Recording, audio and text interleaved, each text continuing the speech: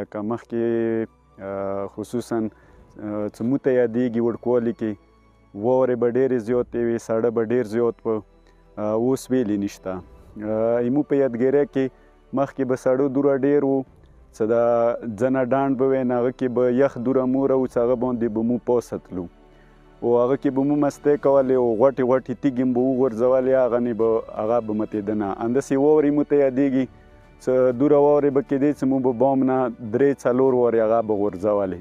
ډېرې کمې واورې کېږي. څه نن سبا کوم ساینس ریسرچ کړی دی، هغه ګلوبل وارمنګ دی، څه ټولې دنیا کې مطلب دا ایشو راغلو، څه فیکټرۍ زیاتې شوې، ګاډي زیات شوه، نو د هوا کې څه کوم کاربن ډای اکساید یا نور کوم زهریله ګیسز دي هغه ډېر زیات کېږي. دویمه وجه دا دی ونو کټایي و هغوی استعمال دوره زیات شوی دی چې علاقو نه مو خپله کسو څه یوه ژمي دپاره څوره ونې کټېږي.